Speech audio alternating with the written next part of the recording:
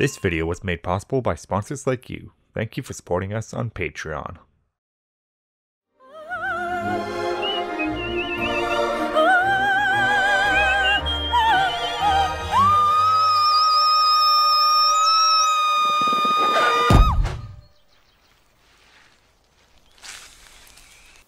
Hey, did you know that apparently working on Shrek felt like this?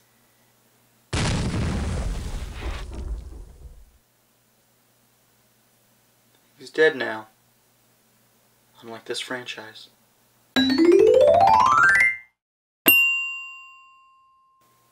Welcome to Toongren Reviews, and we're the Toongren Boys. I'm Y-Boy and this is Nero.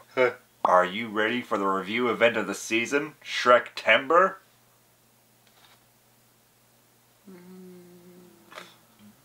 Come on. Come on. I can't.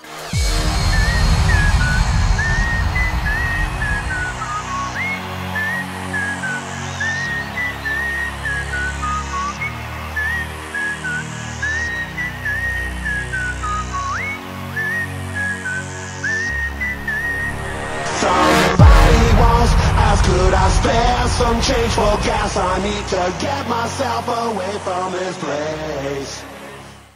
Shrek-tember? Really? It's a pun, Nero. It's dumb. You came up with it! Alright! Look! Brilliant puns aside! Made by me, my brilliance. This is going to be Shrek-tember. We're going to take a look at all 4 Shrek films, one a week, for the entire month. Then we'll be starting it all off with 2001 DreamWorks' Shrek. Nowadays you all know about Shrek, the big green ogre that became DreamWorks' biggest cash cow. With 4 box office hits, 1-hit spin-off movie, and a lot of added-on filler, Shrek became a media and pop cultural sensation, even spawning the unnerving online series Shrek is Love. And apparently it also started a real-life event called Shrekfest, an annual ogre celebrating event that's been going on for years. It started as a hoax Facebook event, and then a group of friends wanted to make it real, so they did. That's the power of Shrek. From memes to festivals, Shrek is indeed life. But this franchise didn't start out with such success in mind. Oh no! For DreamWorks, Shrek was the ugly stepchild of their company. The production of the flick took many years, switching out anything from project runners, lead actors, directors, animators, and writers. Even one animator was quoted saying, "It was known as the Gulag. If you failed on Prince of Egypt, you were sent to the dungeons to work on Shrek." Employees took to calling this being Shreked. Keep in mind, Prince of Egypt was the movie DreamWorks wanted, and it's considered a flop. Meanwhile, Shrek the Punishment is the multi-million-dollar breadwinner. I got here because I'm luckier than the Luckies, and because the Prince of Egypt bombed. Even the original story Shrek was based on was met with disgust by the crew. The story of the ugliest guy in the world, who meets the ugliest woman in the world, where they get together and have the ugliest children. Well, it's a good thing that didn't happen. I'm scared, Nero. Get off me. Go. No. Get.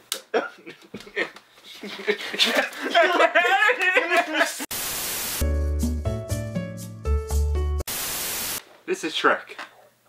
Yeah. Starting off with the cover, we see the birthing of the uncreative DreamWorks covers. But Nero, aren't you impressed with all the characters just sitting about, staring at the audience with their dead, motionless eyes? I'd be more impressed if there was a better degree of contrast. They could have at least used the magenta dragon to help make the characters pop out against her. Maybe they wanted to keep her a secret. Oh yeah, is that why the trailer shows the dragon scene? You got me there. It wouldn't have killed the art department to make a more exciting box cover. Or, you know, parody a children's fairy tale given the movie is sort of a satire. Really, anything would have been better than them just sitting there. But hey, at least they worked in the DreamWorks eyebrow, which will inevitably consume further covers left and right for no discernible reason. It still beats the ones we saw at Target where it's Shrek and some other character's headshot. I don't think it'd get that bad until Shrek the Third. Shrek starts as many DreamWorks movies will soon love to do, with first a soft and atmospheric monologue. Once upon a time, there was a lovely princess. followed by shoving in a pop culture song. Somebody once told me the world is gonna roll me. I ain't the sharpest tool in the shed. Yeah, I mean, why get composers like, I don't know, Alan Silvestri or John Williams to create epic scores when you could just pay some jackknape to use their pop song? While using popular music does cause the movie to lose a bit of musical identity, it can still work for some scenes to great effect. The wrestling sequence uses Bad Reputation, and it works to really pump you up and enjoy the action and comedy antics in the scene.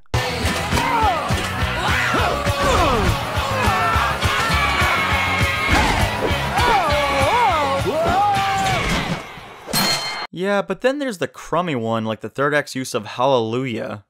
Goes like this, the fourth, the fifth, the minor fall, the major lift, the baffled king composing. I get that the scene's meant to be sad, but it could have easily just used a somber melody and let the character's body language sell the scene.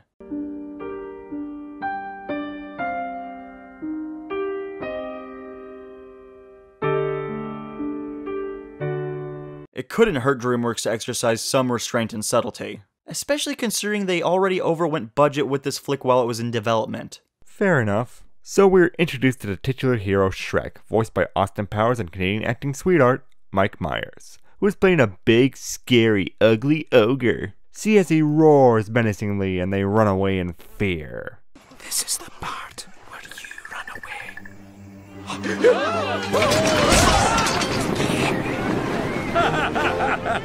I'm just saying it wouldn't have killed the artist to maybe up the monster side of things.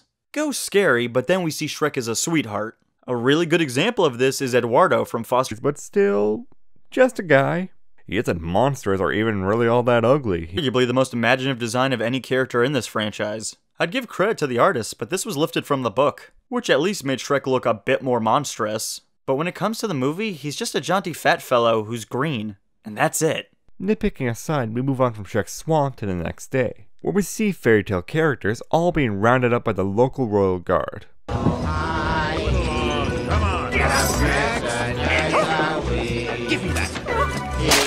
Flying days are over. Dude, this is messed up. How so? This is a lot like what the Nazis were doing to the Jews. Yeah, it's easy to draw that disturbing parallel when you consider they are collecting all these magical creatures for relocation. Too bad the donkey voiced by Eddie Murphy managed to avoid the death camp. Instead, he uses Tinkerbell's pixie dust to fly off. Also, Peter Pan is selling Tinkerbell. And Donkey putters away before bumping into Shrek, where he becomes the donkey's sidekick of the picture. Man, you almost burned the hair out my nose. Just like the time. And then I ate some rotten berries. Man, I had some strong gases eking out of my butt that day. Seriously, people don't like talkative jackasses in real life. Why would they want one animated? Actually, another reviewer friend of ours, Bro Buddies, did a brilliant video essay on how Donkey just works in this movie compared to all the other movies. So let's get her here and let's get her take on this. Yes, he is a silly, rowdy, and kind of dumb character. But to say that he's only comic relief is a massive undersell. It would be impossible to tell this story as effectively without a character like him. Take him out. Hey, do you get it? He's short. That's the joke they're gonna run with for the whole movie. In case you didn't get it. Yes, this diminutive dick is Lord Farquaad, played by John Lithgow, who is narratively speaking the truly powerful aristocratic ruler of the Kingdom of Duloc, but functionally speaking has nothing going for him, either in height or screen presence. So he's like, what, a prince? No. He's a lord. Were banished by a prince who was really short. But in the movie they said lord. Seriously, did anyone actually proofread this crap before they decided to cut a trailer for it? Well, Nero, it's like the old saying goes, everyone can make excuses. So Farquaad's got like, what, 3 brief scenes with Shrek? Yep, their first encounter, their meetup to get Fiona, and the wedding. And one scene of Farquaad stroking himself to the princess in bed later. To his living mirror who has to watch him perform the 5-knuckle shuffle. So he's a MacGuffin? Yep. So the movie could have streamlined the story to either remove Farquaad, or at least make him more entertaining, given his short screen presence so he could be a more prominent figure. Instead, the only thing we got out of this is... men of Farquaad's stature are in short supply? There are those who think little of him. Sadly, Farquaad lacks the charm of such villains as Hades, Ratigan, or Yzma. I don't know, I thought he captured the personality of Shun Yu. Shun who? Bingo bongo. That didn't answer my question. Why aren't you looking at me?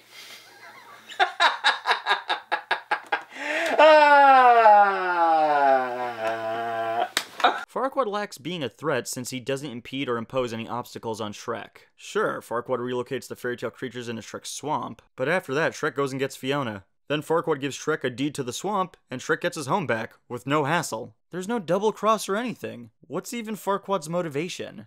You and the rest of that fairy tale trash poisoning my perfect world. Well, technically you're not a king. Thelonious...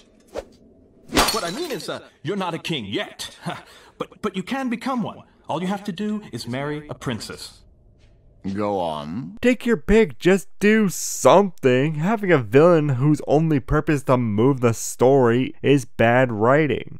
Hell, they set up mocking Disney. Maybe Farquaad is a satire on the nicey-nice sterilization Disney uses with fairy tales. Or maybe he can be a satire on cheap Disney knockoffs. But even with the reason, why even move the fairy tale creatures to Shrek's swamp?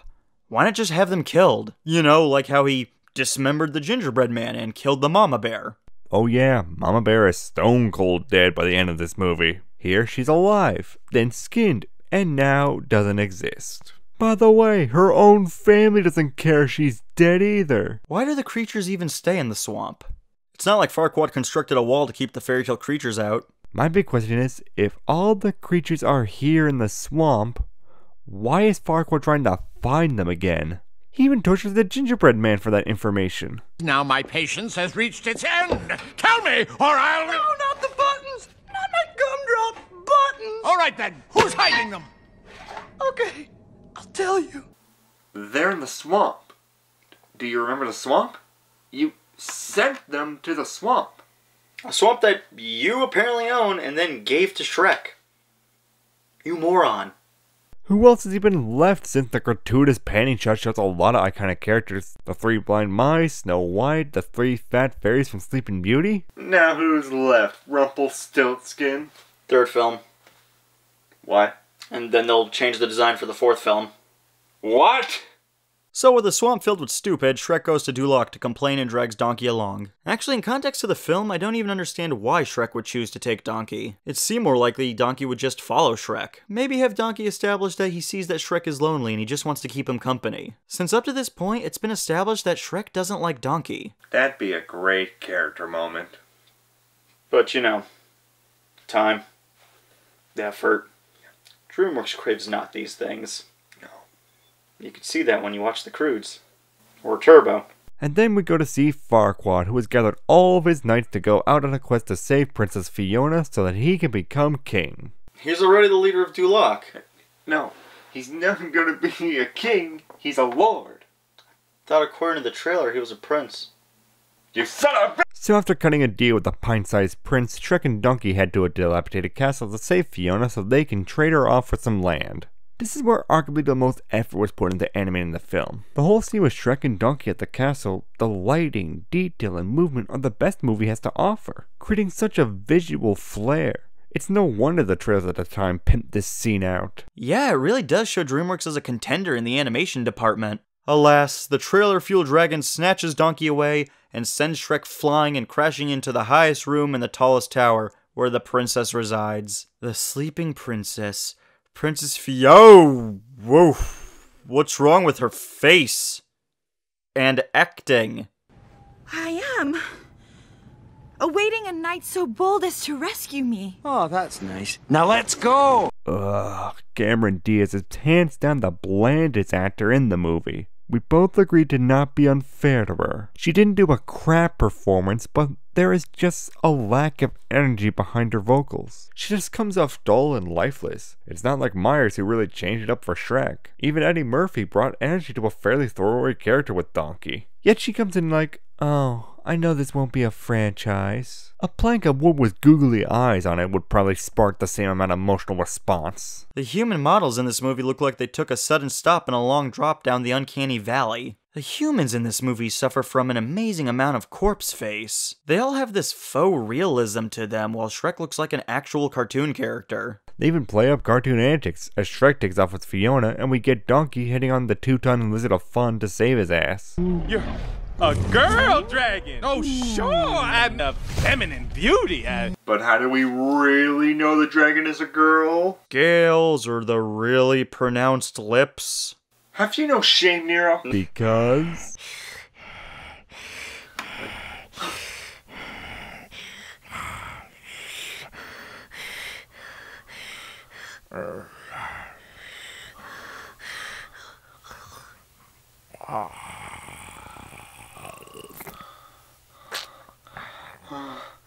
Cause a place is in the kitchen! Ha! Oh, you are so dead, Goblin Poe. You're dead. Dead.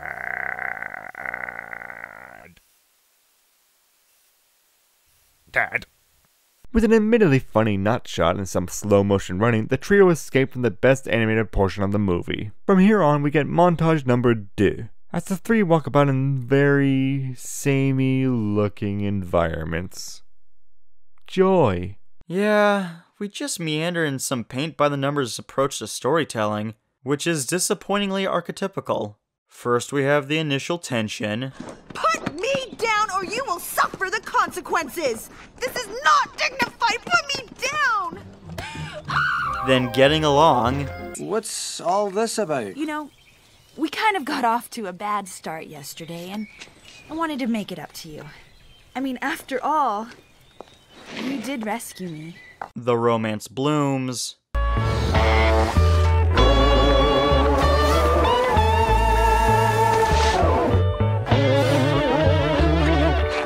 Then cliché third act misunderstanding. I mean, really? Who could ever love a beast so hideous and ugly? And princess and ugly don't go together. That's why I can't stay here with Shrek. My only chance to live happily ever after is to marry my true love. Along the way, maybe crowbar in some Matrix references. Yeah, that won't date your movie in the slightest. Have some Eddie Murphy comedy failing, and maybe throw in a pop song along the way. We even managed to work in an up-tempo pop tune for the soundtrack. That's important. Wasn't the Cat in the Hat DreamWorks? DreamWorks Universal. That means that this was the role that scored him the Cat in the Hat job? I think so. Yo, man, that, really sucks. Yeah. So we have ourselves a meh old time. Now, we aren't saying the inevitable romance of Shrek and Fiona is done poorly. It's done alright if anything. Just in the first outing, it's more like a movie checklist of romance, rather than a natural one. Apart from all those walking scenes, the only other dimension to this romance is the moral of accepting one's own beauty. As with Fiona, she has a curse put upon her that when night falls, she becomes a slightly chubby but overall attractive ogre girl. The horrors! Oh, come on, everybody knows fatties can't find love, they can only find the fridge! On the flip side, we have Shrek, who deals with his beauty moral at first by reveling and acting like a traditional ogre. But this is just a defense mechanism to protect himself from a world that has proven to be nothing more than a bunch of judgmental dinks. Hey, what's your problem, Shrek? What you got against the whole world anyway, huh? Look, I'm not the one with the problem, okay? It's the world that seems to have a problem with me. People take one look at me and go, ah, help, run! A big, stupid, ugly ogre. They judge me before they even know me. That's why I'm better off alone. Sad, but this theme builds to just the most overused trope in writing. The third act misunderstanding, where one character mishears another, gets super offended, and storms off, leaving both parties moronically misinformed. This is such a tired cliche. I get its purpose to build up drama. It's just that it's used so frequently, and in this case it feels very manufactured. A good way of using this cliche was actually used in DreamWorks' Boss Baby. The Boss Baby and Timothy have a falling out over an argument, but it's not because of misinformation. It's because they get under one another's skin and have an actual fight. You could arguably resolve it with a line or two instead of this passive-aggressive back and forth. Wouldn't this misunderstanding have been much more poignant if instead of Shrek only hearing half a conversation through the door and Fiona not knowing that he heard her, we play it where they both know everything? Have Fiona transform in front of Shrek and he becomes glad. Finally, someone who can love him for him because she looks like him. But Fiona, still stuck on looking beautiful, refuses to stay in her ogre form because she wants a prince to make her not an ugly, disgusting ogre like Shrek. Then, hurt by the one person who he thought could love him for him, Shrek walks off. Then comes back with Farquaad to hand her over. See, that'd be powerful, but then you run the risk of people thinking that Fiona is a jerk for being self-serving, when it'd really make her come off more like a real person. Besides, her entire motivation was self-serving. We see earlier there is plenty of evidence that she's selfish. Oh, no. This is all wrong. You're not supposed to be an ogre. You can tell Lord Farquaad that if he wants to rescue me properly, I'll be waiting for him right here. Having Fiona come to that realization and growing as a person would have actually added a lot more punch behind her choice if she actually realized there is happiness anywhere, and not just in a fairy tale ending. As is, this comes up a bit short. Like Farquaad. So with the team broken up, we get the somber moment. Shrek alone in his swamp, Fiona at the castle, unsatisfied with the notion of marriage, and Donkey shacking up with the dragon. Oh yeah, because that was just set up so well. Nero, don't you feel the passion between them? Is your heart so cold and hard? Look, I might have an avocado pit where my heart should be, but come on! Okay. No means no. Donkey was flirting out of self-preservation, not love. We never have another scene where he connects with Dragon, unless you count that brief walking up to her scene. This is the equivalent of telling a lady killer you find her attractive, so she won't murder you. But it's Donkey who arrives to save the day and pull Shrek out of his depression, correcting the misunderstanding with correcting the misunderstanding. She wasn't talking about you. She was talking about somebody else. You just gotta love how the whole movie is really just pretty much a series of half-assing it. But now we gotta see the princess for the most dangerous villain of them all. Commitment. Bum bum bum! Yeah, get to the wedding. Fiona turns into an ogre. Shrek handles it as only Shrek does. Well, that explains a lot. That's pretty funny. It's so hilariously nonchalant. Verily, and so the dragon comes and eats Farquaad because the movie needs to wrap up all the loose ends. And Shrek and Fiona go off and live happily ever after as a pair of ogres who are debatably ugly. And then starts the cancerous DreamWorks tradition of ending the movie on a dance number. Someone else, but not for me. It's like the writers had no ending and just gave up. This trend is like how Disney movies had a chain reaction that resulted in other animation studios thinking they needed to be musicals. DreamWorks did that too, actually. That's why you have Prince of Egypt. There are animated films now at other studios that feel the need to end on a dance number. Even Sony's Smurfs The Lost Village, a movie in 2017, 16 years after this, still manages to end things with dance numbers. Let it be known that movies do have an impact no matter how big or small. Yeah, so thoughts on the first in this quadrilogy? Well, for a first movie in a series, this was wonderfully average. From its animation, acting, and writing, it's enjoyably okay. Nothing really is distasteful and can put you off watching. Shrek is just a simple movie that passes the time fairly well, with admittedly a lot of story beats that could have been tightened up. Agreed. I mean, Farquaad was going to marry Fiona to be king. How? He had no connection to her family. How was he supposed to be a king? What was Fiona the princess of? In the sequel we get that answer, but not in the first movie we don't. It's an alright movie, even if its production was a nightmare, and it shows because the whole movie only focuses on the three characters, since they had to cut stuff in development to recoup the money they lost on investment. Still, it's an okay first step for DreamWorks to rocket them into their own animation renaissance. So overall, I say this is good. Yeah, it's good. I mean, it's certainly not the worst of the Shrek movies. We assure you that will come later. But that's for a later episode of Shrek-tember. But this has been Toon Gun Reviews with me, Y-Boy, and the fine Nero. Hi. And we shall see you next time, so stay tuned to then. Look, I don't care whose fault it is, just get this place cleaned up. Yes, Godmother. And somebody bring me something deep-fried and smothered in chocolate. You know, I'd take a bet that this reaction is exactly what happened at the DreamWorks offices once they made all the sequels and spin-off movies.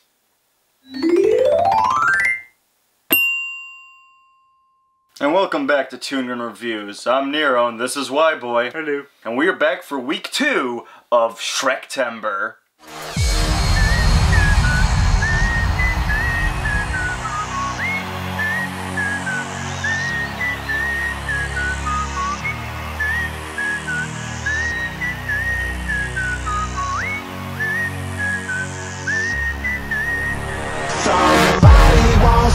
Could I spare some change for gas? I need to get myself away from this place. So Shrek 2, this movie's a little bit of like a train wreck meets a little bit of a success. You're not wrong. For one thing, DreamWorks began production on Shrek 2 before the first film was even completed. If my research, and by that I mean I checked Wikipedia, I recall that they blew through a lot of expenses on this movie. You mean like paying Mike, Eddie, and Cameron 10 mil up front despite the last film they only got paid $350,000? Seriously, 10 mil each and only for 15 to 18 hours of work. If our research is any indication, this was supposed to be a political satire kind of movie. Right, in the first draft, Shrek was going to quit the throne and then hold a fairy tale election where Pinocchio would go up against the gingerbread man. So it's Shrek 3 plus the 2016 election? Oh, yeah, but, you know, the gingerbread man is doing pretty good well in the political realm.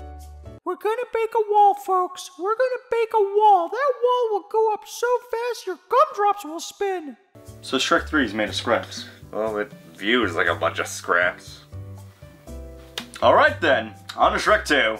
Oh, sweet merciful crap. Just why? This is a dull $5 bargain bin cover. Again, just characters slap dab in the middle. This looks like it'd be promotional art for the cast, not the official DVD cover. Actually, you know what? The promotional art would have made a better cover. Not to mention, actually, the spiral effect with the characters actually kind of works to draw your eyes in.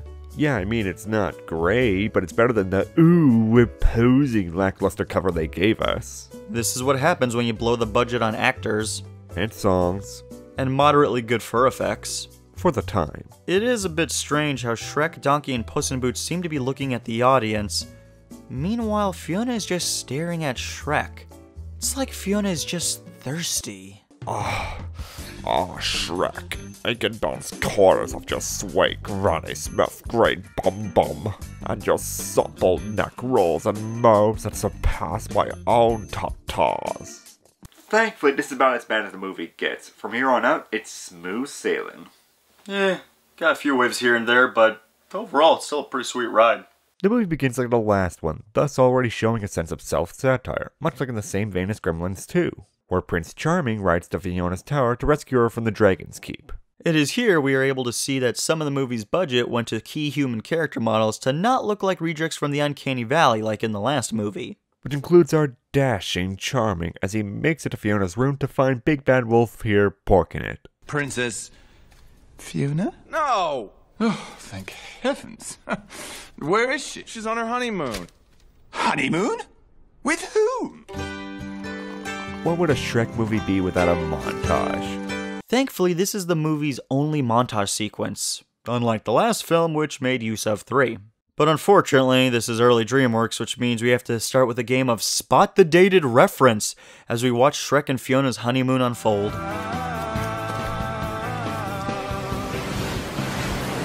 That's a reference. That's a reference.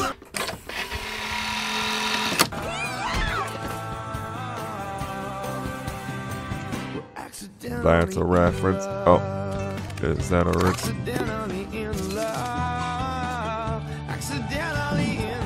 No, that's far. After the romance of bum music, the newlywed ogres make it home to find their ass taking care of their place. And in their attempt to kick Donkey out to get some ogre mistakes underway, they instead find a royal procession outside their door. As word has reached Fiona's parents. Not sure how, and we never get a reason, but the new couple are being invited to their kingdom far, far away to receive the king's blessing on their union.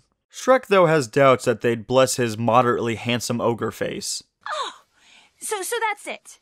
You won't come. Trust me, it's a bad idea. We are not going, and that's final.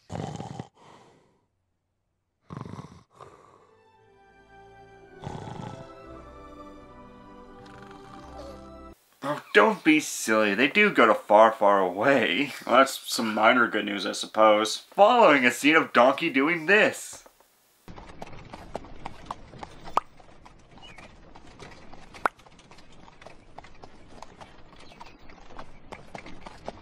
Oh, sweet criminy Jim. You know, Donkey's supposed to be the comic relief, I get that. But at this point now, he's entered full annoyance territory. I'm getting a migraine just listening to him. We mentioned with RoboBuddy's last review that Donkey's strongest attribute is acting as the unjudging straight man to Shrek's insecurities. That dynamic strengthens Shrek's character and gives Donkey a purpose in the narrative. But the writers seem to have forgotten that, as this isn't Shrek 1 Donkey, where he arguably had a character reason for motivating Shrek to be a better person, so he had some purpose being there. Now he's... Actually, Donkey, shouldn't you be getting home to Dragon? Oh, yeah, that. I don't know, she's been all moody and stuff lately. An emotionally distant dirtbag? And we'll be able to add Deadbeat Dad to that by the end of this movie. But until then, the trio make it to Far, Far Away, which is designed to look like fairy tale Hollywood. It's got everything, the sights, the celebs, even the annoying tourists. Wow, it's so satirical here. Is that Rumpelstiltskin? Fourth movie, you dingus! Actually, if you count the third movie, they use a completely different character model, but they still call the dude Rumpelstiltskin. Oh, right. My mistake. Freaking third movie is a mistake, is what it is. Indeed. But finally we make it to the meeting of Shrek, Fiona, and her parents, King Harold and Queen Lillian, played by John Cleese and Julie Andrews, and it goes...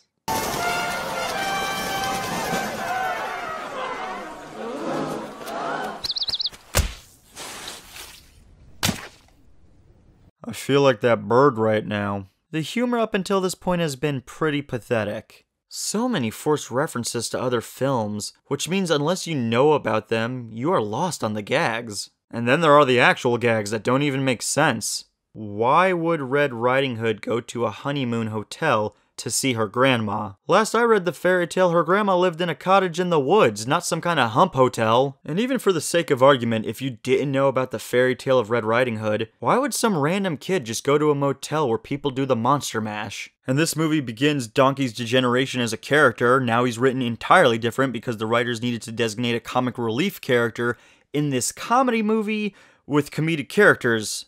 So trying to specifically designate Donkey as the comic relief doesn't actually work when everybody already gives comic relief. And even Fiona is a bit of a ditz because she thought that this would be a good idea despite that the montage earlier showed villagers attempting to murder the two. Heck, Fiona even expects Shrek to know fine dining etiquette despite the fact that he is an ogre from a swamp.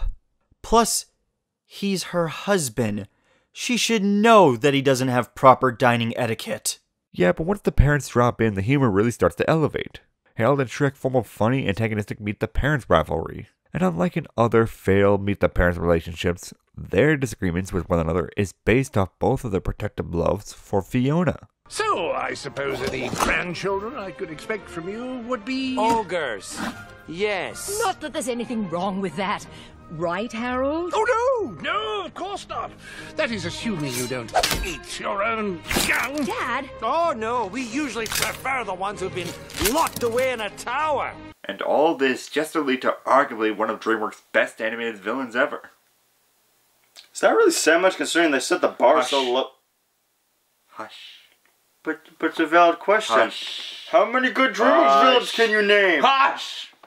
Sporty carriage to ride in style, sexy man, boy, chauffeur, Kyle. Banish your blemishes to decay, silly like eyes will fade away. And oh, hey, have a Peugeot Frisee. Let us introduce what could only be described as a glorious miracle, not just for this movie or the Shrek franchise, but for DreamWorks movies in general, where their villains are so lame and forgettable. This is the fairy godmother, played by Jennifer Saunders, and she is nothing short of amazing.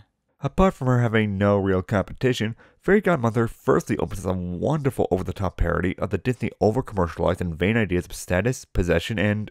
Remember in Aladdin where he was trying to be all rich? It's basically that. No doubt some of the commenters are going to ask, why do we consider her the best DreamWorks villain?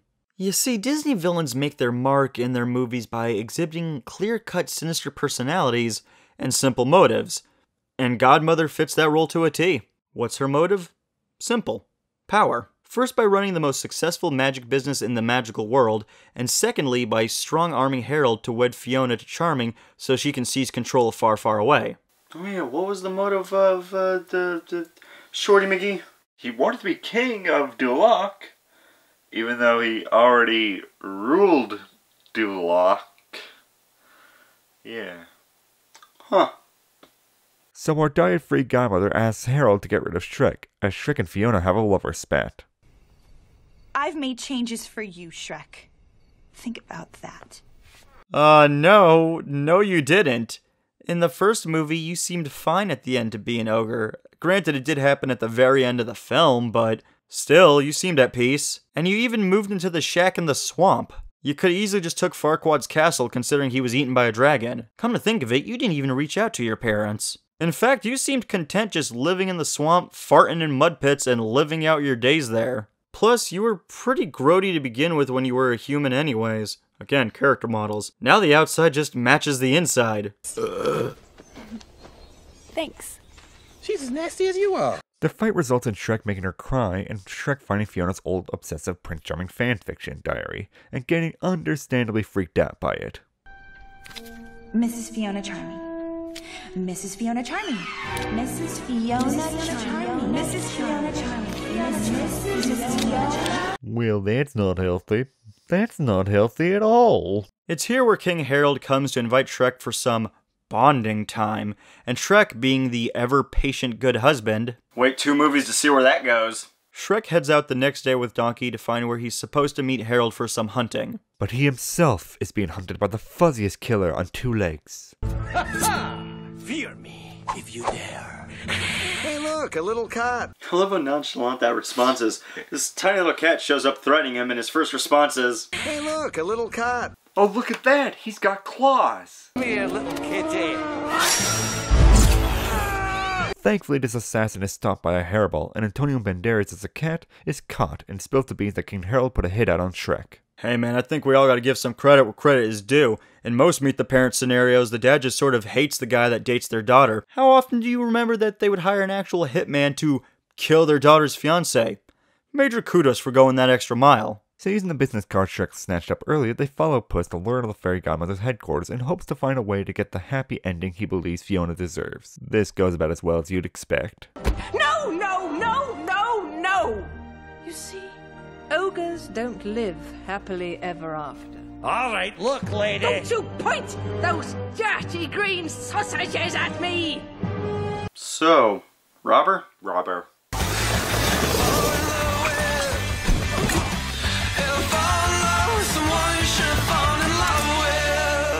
Remember how the wrestling match was solid in the first film? This is that times 10. It's wonderful. The song Ever Fallen in Love works so well with the scene, it really complements the action, as all of this is Shrek doing it for love, which is the core of this whole film. So the trio escape with the happily ever after potion, and with the drink, Shrek and Donkey are knocked out by the magical roofies, and by morning, they and their respective lovers are transformed into their ideal forms. Shrek is now a robust man, Donkey is Sally, Fiona is back to being a creepy CGI zombie of Cameron Diaz, and Dragon is... nowhere!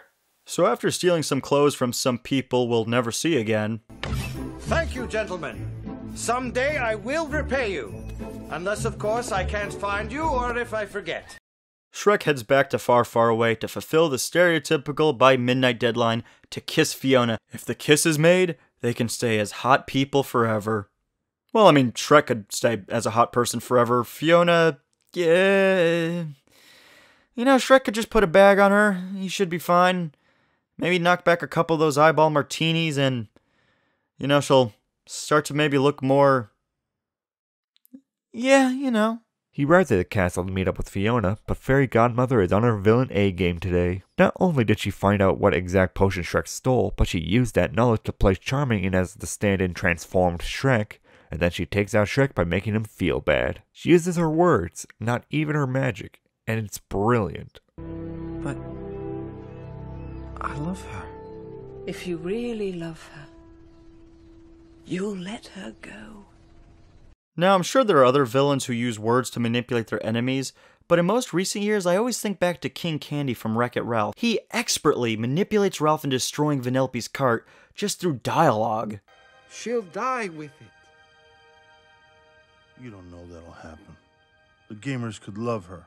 And if they don't? Fairy Godmother does the same perfect execution by breaking Shrek's heart in the same manner, getting him to let Fiona go so she can have a chance at happiness. In essence, the villain defeats the hero by having the hero defeat themselves. Look, guys, it's for the best. Mom and Dad approve, and Fiona gets the man she's always dreamed of. Everybody wins. Except for you. I don't get it, Shrek. You love Fiona. Aye. And that's why I have to let her go. But no time for that, as Shrek overhears the Fairy Godmother giving a date rape drug to King Harold in the hopes Harold will drug his own kid to forcibly fall in love with Prince Charming. This is just clever to this story. While the Fairy Godmother is the main big bad, Harold plays well as a second dual antagonist, as he was given a happy ending by the Fairy Godmother, and the two have a deal worked out between them so that if Harold wants to keep his happy ending, he must do what she says. Funny, the first film can't even do one good villain, and this film gives us two. With Fairy Godmother being very entertaining, and yet with Harold being very layered. He's torn as a father who wants what is best for his daughter, but also concerned with keeping his own happiness that he worked hard for. Again, playing with the theme of how far would you go for the ones you love? And what's nice is that we get it from multiple angles. Now a Cops reference. Princess Fiona! Oh, yeah. I'm a donkey! Tell her, Shrek! I'm her husband, Shrek! Ow! Ow! Nah. Now the useless side characters come in to finally earn their keep in this franchise by breaking the trio out of jail. Mind you, this will be the only time they will be useful, and I don't just mean that in this movie, I mean pretty much for the rest of the franchise. They are utterly useless, keep showing up, and keep getting somehow put on the box cover art for all these. At least Pinocchio can continue to rock that thong with his sexy little wooden boy body. It's a thong! Ow! They're brave! We then enter the climax that is filled to the brim with action, great musical accompaniment, and surprising payoff for the side characters. Yeah, would you believe that we actually get to pay off that Muffin Man joke from the first movie?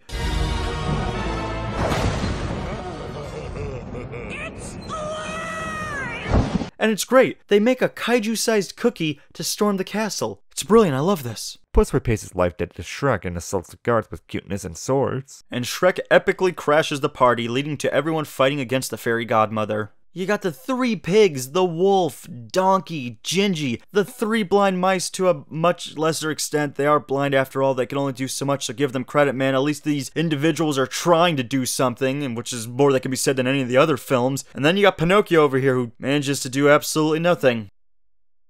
You are such a waste of animation, time, film, life, and existence in this universe or any other.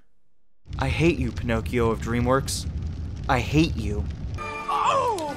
Thus, the fairy tale gang managed to get the wand, but Charming manages to kiss Fiona. Yet, surprise, surprise, Harold didn't drug his own daughter. That'd be more messed up than the boy in the thong. So Fairy Godmother fires the whammy, Harold does the awesome heroic sacrifice maneuver and reflects the spell back, sending Fairy Godmother into a blizzard of bubbles and she's dead. Sploosh! It's horrible. And then he gets turned into a frog, revealing that he's the Frog Prince of fairy tale legends. Shrek comes to Fiona and then gives her the option. Live her life as a human with him, or they could live their lives as ogres. And in a heartfelt way that could only be done through like a fairy tale, she chooses the ogre life. Fiona kisses Shrek, and the two end their lives happily as ogres. But we do have to remember, guys, this is DreamWorks we're talking about. They don't know how to end a movie on an emotional crux. Instead, they have to go for the overblown dance number. It's the only way for a DreamWorks movie to end. Oh boy, let's undercut any dramatic tension we were setting up. Woo! And that was Shrek 2. And to us, this beat the first Shrek by a mile. But there are certainly some things that we would like to have fixed. Animation has certainly stepped up, probably because this wasn't as much as development hell as the first one. The action set piece in the third act is particularly well done. You got a giant cookie attack, the fairy godmother singing a great cover of Holding Out for a Hero. It's a solid piece of work, and even allows side characters to have brief moments of awesome to help topple the big bad of the picture. Speaking of, the fairy godmother is just amazing. Jennifer Saunders brings her A-game and delivers a villain that is just one of the absolute best in DreamWorks Rogues Gallery, with her perfect blend of sinister and silly. She can go from easily intimidating. If you remember, I helped you with your happily ever after, and I can take it away just as easily. Is that what you want? Is it? To silly by how she just overly protects her pathetic son. Now, we have to go. I need to do Charming's hair before the ball. He's hopeless. You know, he's all high in the front. He can never get to the back. You always need someone to do the back of your hair. Oh, thank you, Mother. Unfortunately, Charming is pretty lame. He works fine as a henchman, especially for his mom, but he's still overall just sort of weak. He really brings nothing new to the table. He doesn't bring anything interesting. There really isn't presence there. So that character is easily forgettable, and easily overshadowed by the fairy godmother. Another issue is that DreamWorks' desire for humor, it's based solely on referential humor, so it only really kind of works on more of the degree of you seeing things outside the movies to get the jokes within the movies. It actually weakens the movie in our opinion because it's solely rooted in the concept of pop culture. You need to know that pop culture to really get the punchline. However, the absolute crux of why Shrek 2 is better than Shrek 1 is Shrek and Harold. Yeah, when you really get down to it, this is basically Shrek 1 just told better. Now sure, there are key story differences between the two, but Shrek 2 manages to pull off its what's on the inside moral a lot better than the first film, and compounded with the beautiful theming of how far will you go for love, it becomes a much more personal tale for the characters and for the viewers. A great portion of the movie doesn't even follow Shrek, but Harold as he is coming to terms to follow his love to that self-sacrifice in the third act, and is enjoyable from beginning to end. Much like Shrek 2, which, for the two of us, could probably argue it'll be our favorite movie ever in this current quadrilogy. Oh, come on, Nero, you gotta give the third and fourth movie a chance. They could be better, right?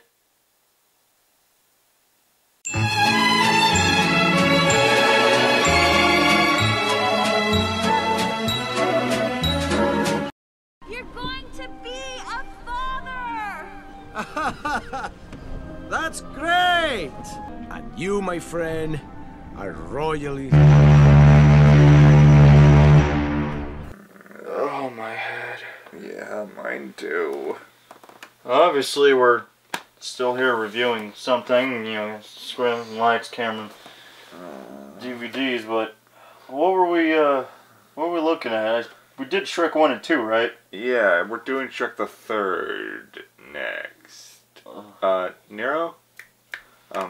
There's a problem with your hair. No, not your beard hair. No, not that hair. This is a children's show. Your head hair. My eyebrows? No, the top of your head. Top of my... Yeah. I think we partied too hardy last night while watching Shrek the Third. Okay, we both know that's simply not true. Cause ain't no one ever party nor hardy to Shrek the Third. That is fair. But how's watching Shrek the Third cost me my hair? I don't know. Huh. So the Toon Grid boys are back again. I'm Wyboy and this is Nero. I don't want to be here. And today we're reviewing nothing. Otherwise known as Shrek the Third for Shrektember. I don't even want to do the intro for this. I know. I know. Don't touch me. Don't move. Don't breathe. Don't do anything except pray, maybe, as we sit through this review schlock.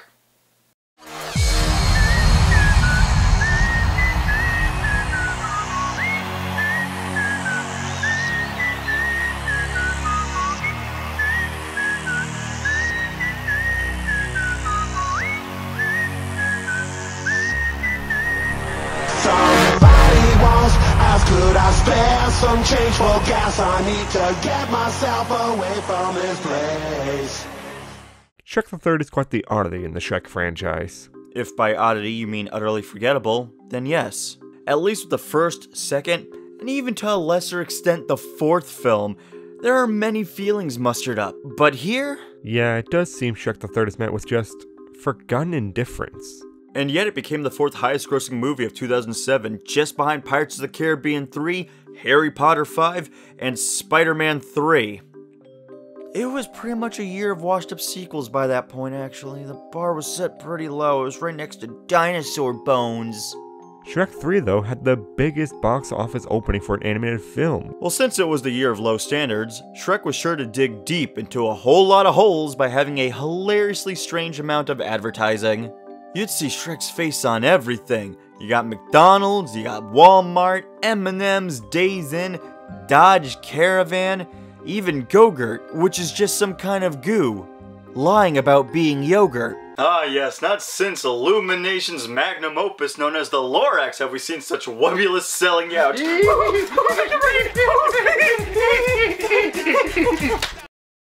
But that's what happens since Shrek has now become the DreamWorks cash cow. It's like the Batman of DreamWorks properties. It's the means of a safe bet to recoup financial costs. The planning and release of Shrek the Third backs that claim up, as Jeffrey Katzenberg, DreamWorks CEO, is quoted saying, "The sheer magnitude of the Shrek franchise has led us to conclude that a May release date with a DVD release around the holiday season will enable us to best maximize performance and increase profitability, thereby generating enhanced asset value and better returns for our shareholders." Then, according to legend, Jeffrey leapt forth into his money bin and proceeded to swim about in all manners of dollars, doubloons, and dineros. It's said that the sight is so majestic, it's like watching whales breach.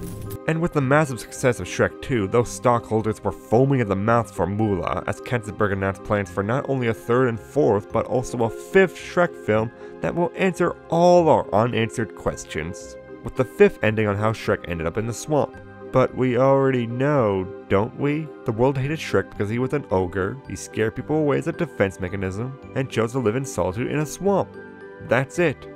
Or, you know, he just lived in a swamp because he's an ogre. It's kind of what they do. They wallow in mud, like a pig. And what other unanswered questions are there? Did we really need to know what happened to Prince Charming, a character that is easily one of the most forgettable parts of Shrek 2? Did we really need a shoddy remake of It's a Wonderful Life for the fourth film? Or did we even need a fourth film for that matter? And a fifth film that apparently wants to answer the questions no one asked? And we believe that sums up everything pretty nicely. More or less. Thanks for watching! I'm an ogre named Shrek. I'm singing my song. I live in a swamp.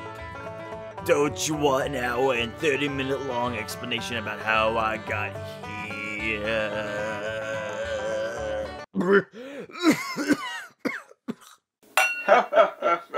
Yeah, we're so drinking this. What's up, man? Huh. Well,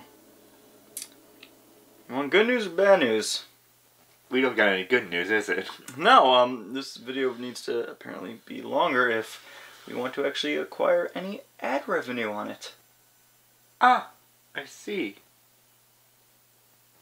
This is Shrek the Third! You know, I find the best way to promote a bad film is with a lie. The best Shrek yet. Oh yeah, I mean, just like the best cover of generic eyebrow raises and undetermined backdrop. The best part is how overly busy it all is. We got everyone. Shrek, Quick Chop Fiona, Donkey, Puss, Emergency Food Ration, Eric Idle wanting a paycheck, Baby, Baby Butt, and of course the most important of them all, the miner in a thong, Pinocchio. At least we got Prince Charming wedged into the corner, which is fitting given he feels wedged into the movie. In fact, that's how the movie starts. by showing us that Charming is a loser. A bigly loser. Yeah, just watch as Shrek's friends at Charming's dinner theater proceed to heckle him like complete jerks. Birthday to thee, happy birthday to thee. Do you mind? Do you mind? Boring! For crying out loud, Charming's mother died in the last film. Nero, are you trying to sympathize with the movie's villain now? No, Charming's a puss. But my complaint comes from the fact that I like the fairy godmother, and in terms of narrative, this doesn't even make any sense. Yeah. Just like the writers have amnesia. Did anyone actually forget how influential and powerful the fairy godmother was in the last film? That's the fairy godmother's courage. She's the largest producer of hexes and potions in the whole kingdom. So how is Charming slumming it? Charming just could have inherited her wealth, her business, maybe have the fairy godmother have a sister or a brother, someone that comes in to be an aunt or an uncle for Charming. Have the writers actually play with the idea of a twisted parental figure, that way that angle actually flows in with the themes of the movie being parenthood. That would be more tight-knit with the themes like the second film. Speaking of, at best in Shrek 2, Charming gets a henchman to the fairy godmother. He hardly had the presence to warrant lead villain status. Charming worked well because he was a prima donna, a mama's boy, who had a powerful mommy do everything for him, even comb his hair. And since this movie seems to be self-aware of Charming's villain worthlessness, we are hit with a glorious cameo bomb with all the other villains like Red Riding Hood, the Headless Horseman, Nondescript Cyclops, Nondescript Pirates, Can Hook, Magnifuku, the Puppet Master, the Wicked Witch. Oh, wait, I did my research, Prince Charming. That's the Evil Queen. Wicked Witch, the Seven Dwarfs, saved Snow White, and then what happened? Oh, what's it to you? You weenie. Mabel, the ugly stepsister. Rumpelstiltskin, before he became a troll. No, not that one. The tree's from, I guess, Wizard of Oz, generic Black Knights, or maybe it's a tie into Dark Souls. Raise the Shrek! So the film can't decide on one villain, and instead just grabs a bushel of them and hopes for the best. Yep, well why are they coming together, you may ask? Well, Charming has come to band the villains together to take over Far, Far Away to get revenge on Shrek, and these idiots were easy to convince because they had sob stories like, didn't get a chance to kill a girl prettier than her, didn't get to enslave a sexy wooden boy, didn't get to keep a baby. Seriously, their motivation is they didn't get their happy ending, which would be fine if it were more for laughs, but the movie plays this straight as it has it as the moral for the ending. But what are our heroes doing as the villains mount their offense? Ah! I hate being rich! Being a 1%er is hard! Oh no, someone must wipe my bum for me! Get the $100 bills, they're softer! So yeah, Shrek and Fiona are still in Far, Far Away, along with Donkey, Puss, and Dragon. Not sure why the Shrek clan would still be at the castle at this point, since if anyone was paying attention, the premise of the second film is Shrek was forced by his wife to get the parents' blessing, and seemingly he got it, but here we are. Now Shrek is being groomed to rule over the kingdom of Far, Far Away. Why can't Fiona rule exactly? Well, Nero, there's a lesson to be learned here, just from the Shrek 2. The writers have no idea what to do with Fiona. Truth.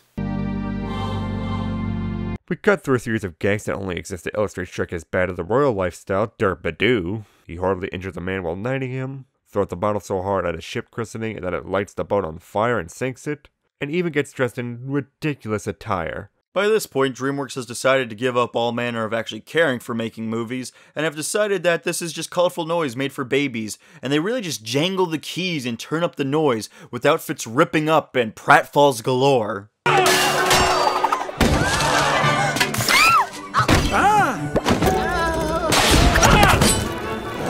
Shrimp, my favorite! Because loud noises and flashy imagery is all we need to keep the kids distracted. And Shrek being afraid of fatherly commitment. What if, theoretically, Yeah? they were little ogre feet? Oh! Shrek, don't you ever think about having a family? Right now, you're my family. Good moment. Yeah, a lot of good emotion there. Sure would be a shame if a gag were to come around right now and ruin the sincerity of it. Well, somebody better be dying. I'm dying. There it is. Because this movie's unbearably tone deaf. Harold? Don't forget to pay the gardener, Lillian. Good, good. Those are gonna be the last words to your wife before you die. There is a matter of business to attend to.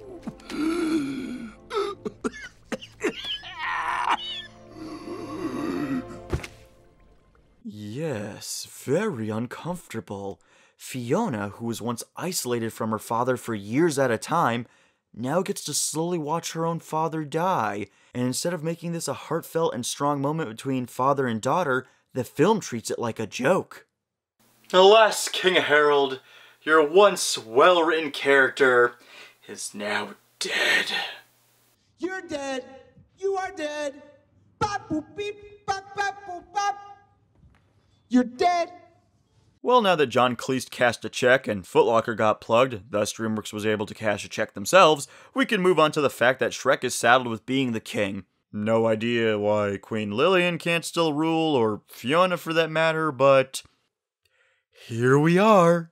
Well, fortunately, Shrek gets away out of any commitment, which we'll have to deal with more in the fourth film, but moving along. As the hilarious death of his father-in-law tells him there is another heir to the kingdom of far, far away, so that leads Shrek on a trip. Hey man, it's not a trip. It's a quest. You think I'm going to care about proper vernacular on Captain Seth Rogen's first voyage?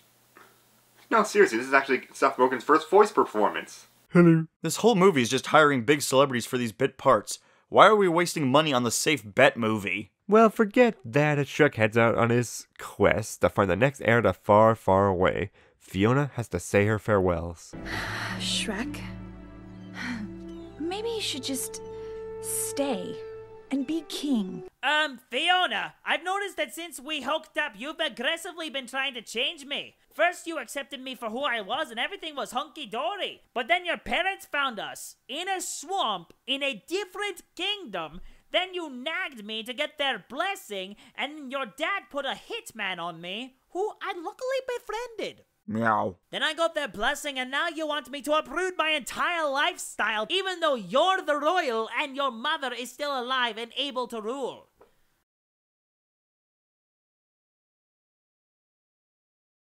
Honor, I accept you. And your supple, green bum-bum. I want a divorce. Ah. And Fiona tells Shrek some even better news. She's pregnant. Look at the happiness on his face. What was that? Haven't seen a dad this deadbeat since Donkey. And he leaves his kids and wife constantly. You know, we could have had something good here where Shrek is afraid of being a father because he feels incapable. But the movie frames it up as because he's an ogre, he'll be a bad father. It's not my life I'm worried about ruining. It's the kids. I mean, when have you ever heard the phrase, as sweet as an ogre, or as nurturing as an ogre, or how about, you're gonna love my dad. He's a real ogre. Now the problem here is that if you remember the first movie, and we will refresh... You know, Donkey, sometimes things are more than they appear. Yeah, the ferocity and mean attitude Shrek exhibits was a farce. He wasn't bad because he was an ogre. He played it up so people would leave him alone. Or did we forget this scene? People take one look at me and go, ah, help, run! A big, stupid, ugly ogre. They judge me before they even know me. That's why I'm better off alone. Good job, writers, in understanding how your characters are supposed to be from film to film. But pushing past that, Shrek, Puss, and Donkey make it to high school. No, seriously, to pick up the heir to far, far away. Strong, handsome, face of a leader. Does Arthur look like a king or what? Obvious punchline is obvious. Now, where can I find Arthur Pendragon?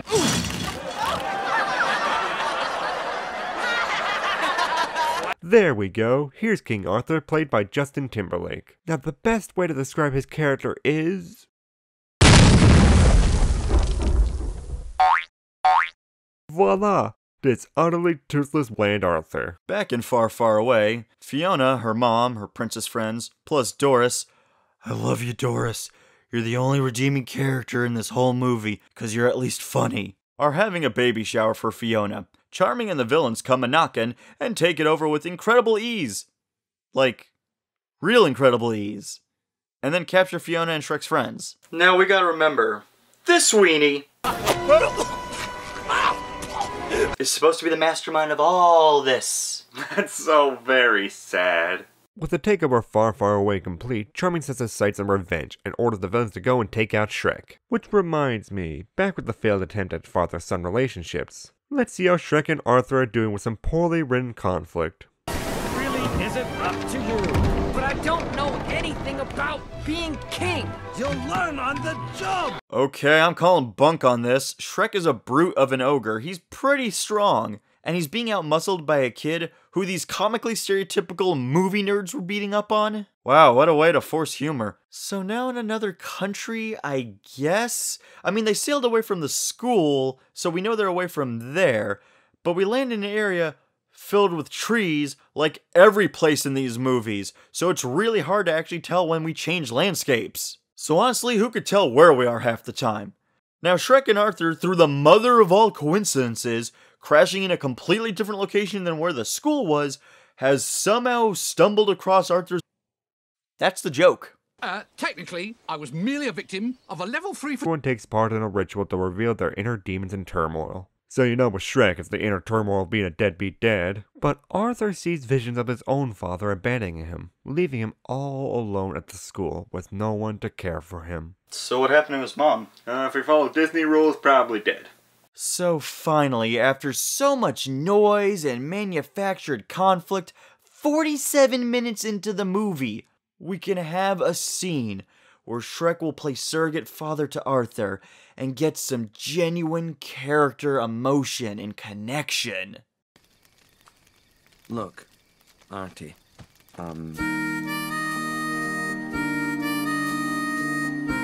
Just thought I might help set the mood. You know, for your big heart-to-heart chat. This movie's capacity for being utterly tone-deaf truly is the stuff of legend. This should be the crux of the film, Shrek learning to prove himself that he can be a father. The rest of the film, the fourth girl power nonsense, the villain takeover, that's fluff to pad everything out. What really drives the nail into the coffin is Shrek the Third is soulless. It attempts to have these moments of heart, but then quickly turns around and makes it a gag. Imagine if in Shrek 1 you took the scene where Donkey talks to Shrek all wholesome-like, and you made it like this. You know what? When we met, I didn't think you was just a big, stupid, ugly ogre. Yeah, I know. Oh, look at all that heart, folks. It's seamless. So when the movie comes in forcing their ideas of fatherhood or choice, it comes off artificial and fake. How can we, as an audience, care about their connection when Shrek from beginning to end fights against change and Arthur is little more than a plot device? What if they had a scene of Donkey and Puss changing bodies using Merlin's magic? What the... Oh no! I've been abracadabraed into a fancy feasting second-rate sidekick! Oh, at least you don't look like some kind of bloated roadside piñata. That sounds like padding out for the other characters, and doesn't really actually play with the dynamic of Shrek and Arthur. Right. What if they had a scene with Fiona, her mom, and princess friends all becoming action-packed girl power stereotypes to break out of prison? Okay, girls, from here on out, we're gonna take care of business ourselves. That still feels like pandering. And even worse, you're faking writing strong women, and on top of that, it still really doesn't do anything with the connection of Shrek and Arthur. Oh, I get you now. I get you. Then what if they have a scene where Shrek and Arthur are captured by Charming, and to free Arthur, Shrek says some very hurtful and mean things to make him run off. But you said the king asked for me personally. Not exactly. What's that supposed to mean? I wasn't right for the job, I just needed some fool to replace me, and you fit the bill. That make for a stronger connection? No! No, it would not! As a matter of fact, all you did was point out all the weakness of this movie in a long, stretched out joke. This boy is supposed to be the new king of Far, Far Away. How pathetic.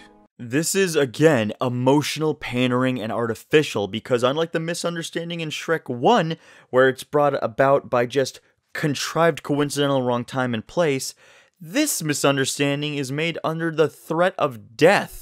And Arthur is just too dumb to notice that Shrek is lying and saying these things so he doesn't get his bland little head chopped off.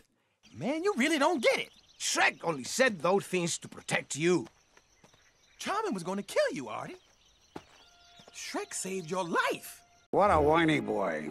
If this was a well-written film, Shrek and Arthur would have a great connection, so Arthur would be able to take the hint of what Shrek is doing, agree to go with it, and then come back and actually free other people and rise up, sort of building the idea of him becoming like a strong king and leader. That would have been something. Now with Shrek captured by Charming, who, in traditional stupid villain fashion, decides to make his execution a big spectacle performance. You know, it's funny. Not funny, haha, but it's clear that this is meant to invoke how the fairy godmother did things in the second film. She had a great musical number, there was a swell of action. And yet here, there is no swell of action. There's no epic moment of accompanying music. Charming is simply unengaging as a character. He doesn't have any of the screen presence. We've seen that he's undermined by the actual villains early on, thus giving him no, credit. And on top of that, we have all these iconic fairy tale characters, all these storybook villains, and it's a waste. They do nothing during any of this. They're all relegated to just henchman territory. If they were gonna underuse the villains this much, then don't have them. He just needs minions to have, and that's it. Have him find like a spell book in his mom's castle or something, and then have him summon minions a la Jackie Chan Adventures with the Shadowcon or something, and there you go, you'd get the same result. So Puss and Donkey catch up with Arthur, tell him to suck it up, and he does, and everyone arrives at the finale for Arthur to tell all the villains the moral of the story. A good friend of mine once told me that just because people treat you like a villain, or an ogre, or just some loser, it doesn't mean you are one. What a truly desperate attempt to wrap everything up. And it totally works. I've always wanted to play the flute. You could have become a flutist before you lost your head. Actually, seeing that we could see that you belch and drink and talk through your neck hole, you could probably still play the flute if you just cram it down in there. I'd like to open up a spa in France. What does that have to do with killing Snow White? Was she opening a rival spa? I grow daffodils. And they're beautiful. If all you want to do is grow flowers, why are you a pirate? And what does that at all have to do with wanting to kill some kind of fairy boy? I think this movie's trying to cake on depth. What, here? Now? With all these characters? Look, man, I don't know, I guess. I mean... Look at how they gave up all their evil ways after one speech.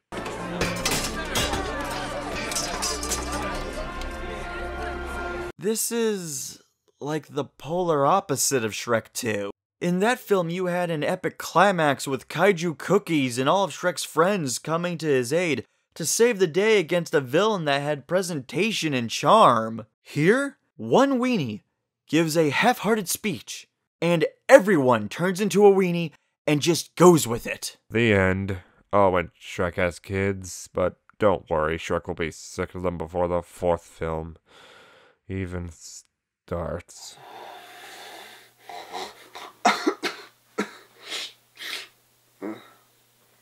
Yeah, Shrek the Third is boring.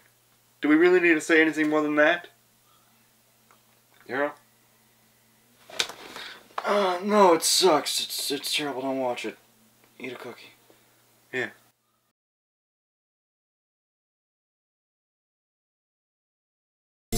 Wolfie? My angry wig.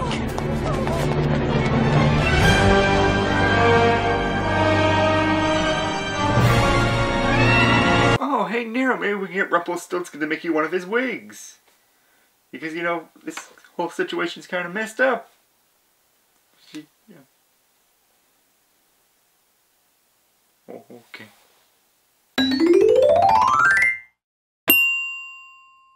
Welcome back to Toongren Reviews. I'm Nero, and this is Y-Boy. Please let this stop. And we are back for the final conclusion of Shrek-tember.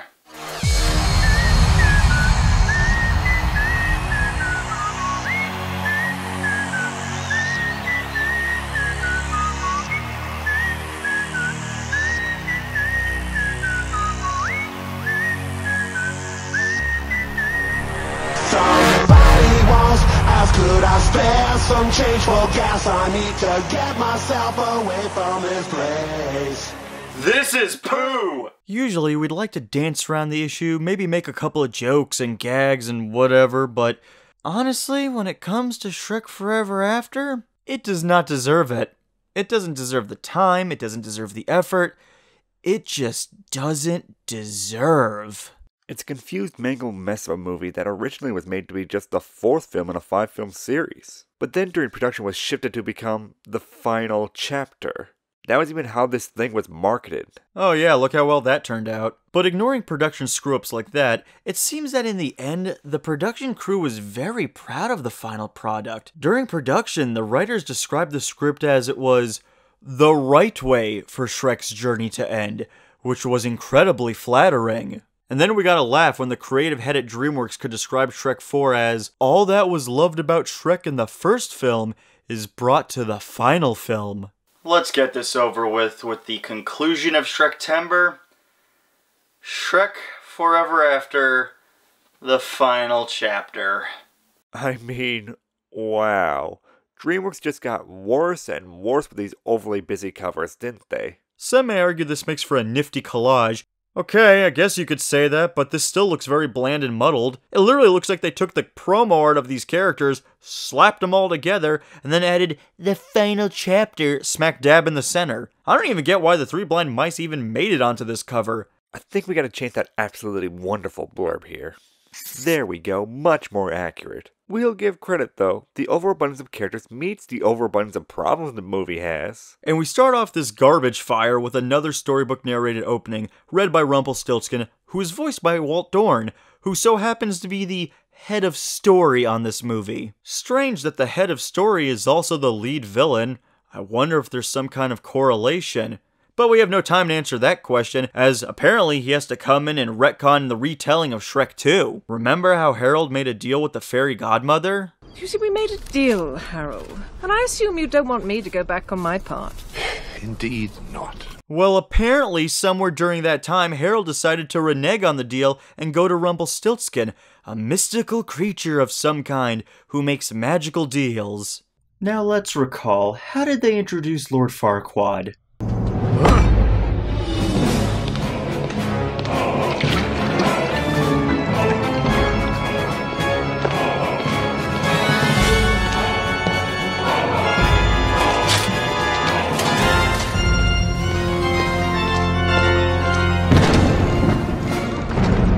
Yeah, pretty epic, you know, big chant and everything, real nice. Now how did we introduce the fairy godmother? Nip and tuck here and there to land that prince with a perfect hair. Lipstick liner, shadows, blush to get that prince with a sexy touch. Oh yeah, awesome musical number, very much poking fun at Disney and the way they do their musical numbers, very nice work. Now how did they introduce Prince Charming in the 3rd film? Oh right, the 3rd film was garbage and nobody remembers what happened in it. And here, how was the epic villain introduced? Why, none other than him just hanging out in a trailer park like a redneck, with Deliverance references.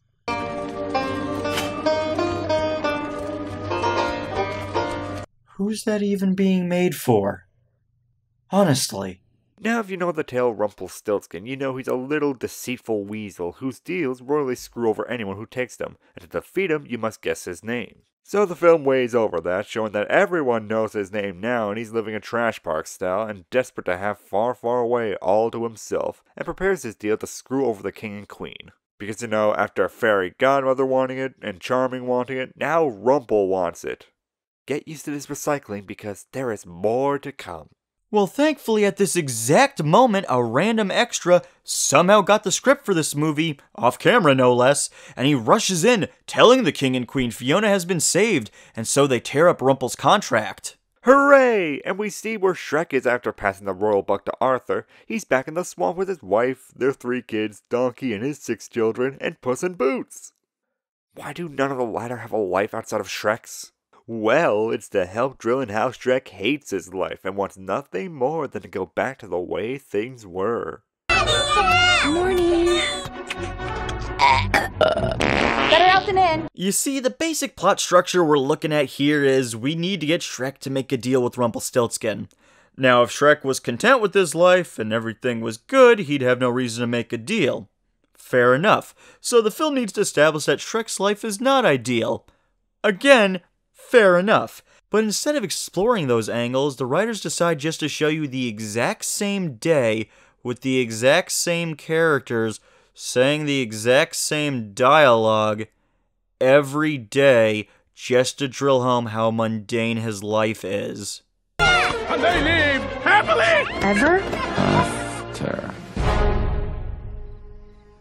The thing is, real life does not work the same, and with the children, there are always new obstacles to overcome. That's what being a parent is. And all those options are blatantly ignored here. Also, they added in this weird annoyance that Shrek has become a celebrity. Not really sure why, because he didn't really defeat Farquaad in the first film. Dragon ate him. And he didn't defeat the fairy godmother. King Harold did. And then in the third film, Dragon crushes Charming. So, why is Shrek a celebrity? I guess the writers also forgot that the first film establishes this is now private land? So, that's trespassing? As promised. Now hand it over. Very well, Ogre. The deed to your swamp cleared out as agreed. So why do they come wandering here like it's just on a scenic route from far, far away, when it was very much also established Shrek's swamp is by the kingdom of Duloc? It is farther away than far, far away. What's annoying is this montage ends with Shrek looking over a wanted poster of himself with a sense of idolizing it, that it was better back when he was hunted. Did the writers forget the first movie? Oh, well, you're in luck. Apparently the guys who worked on this movie didn't even work on the other 3. Yay? No, yeah. It means they have no idea what they're doing. Oh. Oh good, so we got a clear case of missing the point entirely. As the first film established, Shrek pretty much hated his life. On a regular basis, he was harassed and hunted by people who wanted nothing more than to kill him for money. Shrek may have loved the ogre life when he was wallowing in mud pits and eating weed rats, but he didn't enjoy the villagers' constant harassment. I'm an ogre! You know, grab your torch and pitchforks! Doesn't that bother you? Nope. Really?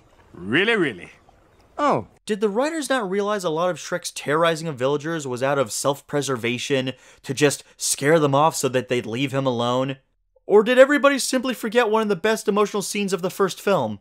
People take one look at me and go, "Ah, help, run! A big, stupid, ugly ogre." They judge me before they even know me. That's why I'm better off alone. Shrek was a victim like that of a minority. He was different and was treated poorly for just being an ogre instead of being treated as a person. Oh, that is so sweet. You don't have to waste good manners on the ogre. It's not like it has feelings. The fourth film somehow missed that point entirely, and now it treats it as though that Shrek is just ungrateful for his current life. This is such mismanaged writing, and it honestly only gets worse from here. Right, since his kid's birthday needs to be where everything comes to a boiling point. So here, everything needs to be going against Shrek. Now look, we hate Shrek the Third, that's a clear fact at this point.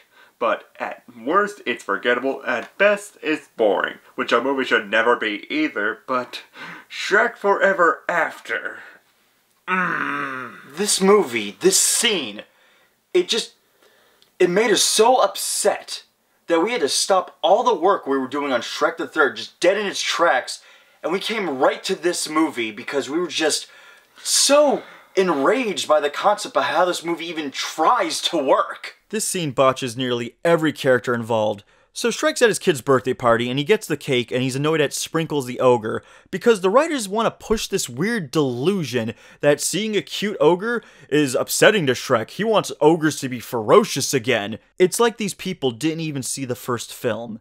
The whole concept of ogres are like onions, onions have layers, ogres have layers. Shrek was a character with layers. He wasn't ferocious because he was an ogre. He put up ferocious walls as a means to keep people out so they wouldn't hurt him. But that's not all, because to really drill home how crap the situation is, we got civilians bugging Shrek for autographs and for him to do his world-famous roar. Excuse me, Mr. Shrek? Could you do that ogre roar of yours for my son? He's a big fan. Do the roar. As long as you're not doing anything, how about one of those famous Shrek roars? Do the roar. Hey, I believe you promised my son a roar. Do the roar. Which is so strange that the roar is world famous. He did it once in the first film, again to scare people away because they were hunting him. He did it again once in the second film to spook a dog. He didn't even do it in the third film, and now it's suddenly world famous. Him farting or burping would be more famous than his roars. At least he does that in every movie. Now, if you think the villagers are bad, and trust us they are, it gets even worse when it comes to Shrek's friends. You see, the writing is so bad that in order for the plot to get to where it needs to go, the writers have to come in and rewrite every member of Shrek's cast, his friends and his family, completely out of character. First off is Donkey, and if you thought he was annoying in the first film, and bad in the second film, and worse in the third film, then good news, because the fourth film is where Donkey really takes the cake. No joke, Donkey goes right up to the cake and licks clean across the entire top of it, ruining it for Shrek's kids. What an ass! But don't you worry, it gets even better. No, it doesn't. You lie. Fiona's shocked that the cake is ruined, but before Shrek can even explain what happened, his mother-in-law is quick to blame him because of his ogre way of doing things. You licked it! No! Just because you're an ogre doesn't mean you have to eat like one. It's funny, in the second film, it was Harold who was the closed-minded one about Shrek being an ogre. This is Fiona's choice. Yes, but she was supposed to choose the prince we picked out for her. I mean, you expect me to give my blessings to this thing? In fact, when it came to the second film, Lillian was the one that was open-minded and even tried to persuade Harold into looking past the fact that Shrek was an ogre. Fiona does, and she'll never forgive you if you don't. I don't want to lose our daughter again, Harold. Yet, for the sake of contrivance, Lillian acts completely different for the scene to work. But it gets even better. Liar! Liar!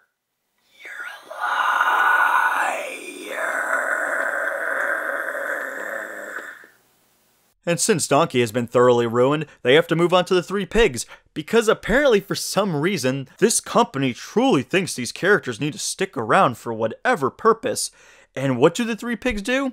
Well, they eat the first cake, they eat the backup cake, they eat the cupcakes, they eat the lollipops, and they eat the croissants. So basically, the only trait they have, being the noble fat asses they are, is to consume and gorge on all the food at the party. So despite this being Shrek's kid's birthday, their friend's kid's birthday...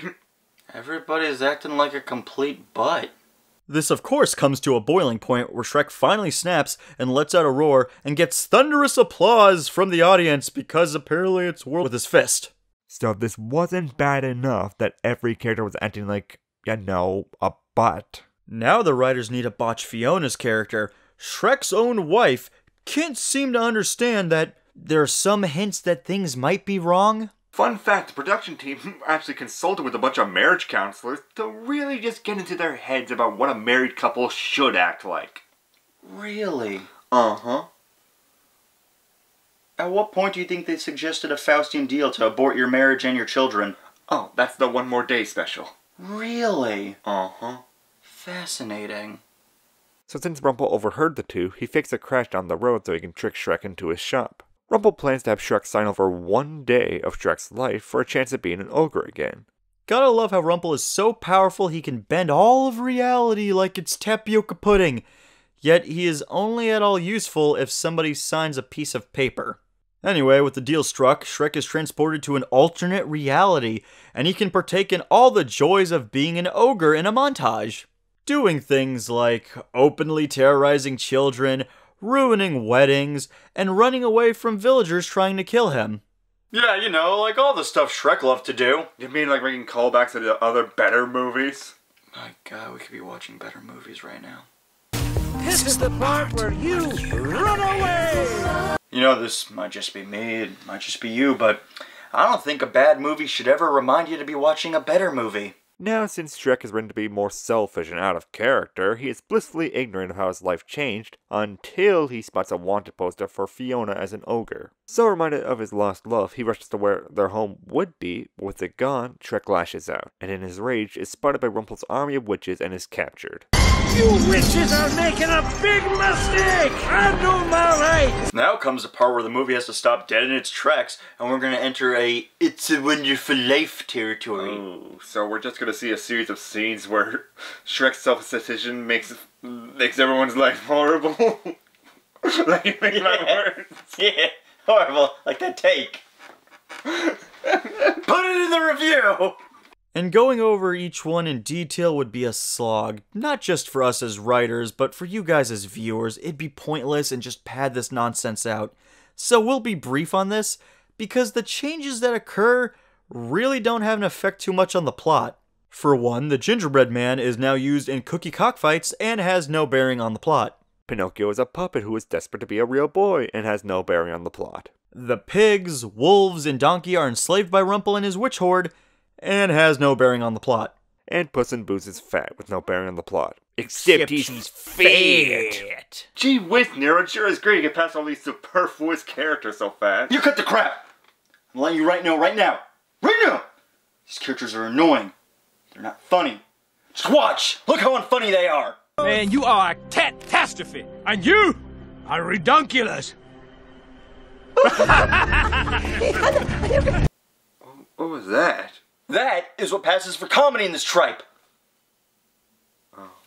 With Shrek captured, he's brought to Rumpel's palace, who explains to Shrek that he lost 1 day from their deal, and it was the one day that Shrek was born. Ooh, who cares? This somehow turned far, far away into a cesspool taken over by Rumpel and his witch horde. Now comes a series of questions that'll never be answered. Are you ready, Y-Boy? Yes, sir! 1. What happened to Farquaad in his crusade on Fairy Tale Trash, which would result in Rumpel's exile? Maybe Rumpel was more in far, far away territory, so maybe he was out of reach of the Duloc Crusade? And if he's out of the reach of the Duloc Crusade, that's fine, I'll give you that. 2. What about the fairy godmother? Or did the writers again forget? That's the fairy godmother's courage. She's the largest producer of hexes and potions in the whole kingdom. So with her understanding of potions, hexes, and her wand, she was arguably the most powerful person in this franchise, and what? Where did she go? 3. How did Rumpel rise to power? It's obvious that if he succeeded in killing Harold and Lillian, that the godmother, who made a deal with Harold, would have put a huge target on Rumpel's back. Actually, if Shrek didn't exist, wouldn't Charming have just saved Fiona, and then she would become human? 4. Why do the witches follow Rumpel? The witches have a variety of magic, yet Rumpel only has power if a contract is signed. Sure, he threatens them with water to melt them, but with his lack of actual power, he stands no chance to really overthrow any of them. 5. This movie rides on a time-sensitive plot requiring Shrek needing to kiss his true love to break Rumpel's spell within 24 hours. Yet Rumpel, despite knowing this, as the writer of the contract, which means he put the clause in the contract himself, never at one point decided to go after Fiona or send somebody to capture her before she left the Dragon's Keep. 6. So is Rumpel an idiot for overlooking the obvious? Why, yes. Yes, he is. Oh my god, we answered that one! Yeah!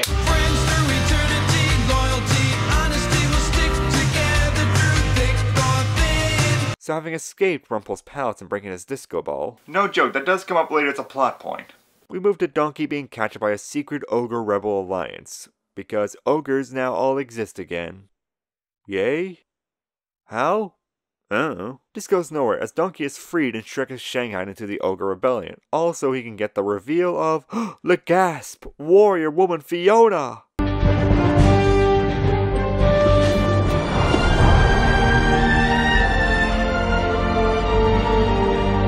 You ever notice as these movies went on, Fiona has nothing really to do? First film, she was relegated to MacGuffin territory to get the plot along. The second film, she's mostly sidelined while the film focuses more on Shrek and what he can do for her. The third film is the strange forced girl power angle, and has very little focus on her pending motherhood. And now they go full warrior woman, But Fiona doesn't really do anything. I never really noticed, but that is true. Most of her scenes in this universe aren't even of her as much of a leader outside of the single strategy scene. In fact, most of her scenes are of Shrek either flirting with her or forcing himself onto her so he can break the spell, and it's played for laughs. An apologetic hug? And a quick kiss goodbye. Ow!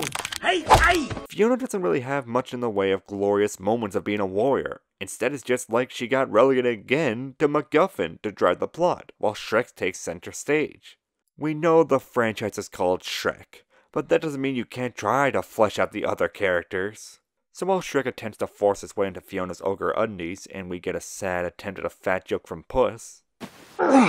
Feed me, if you dare. Wait a minute, if Shrek never existed, it means he never befriended Puss in Boots. So wouldn't the cat just still be a mercenary then? Yep.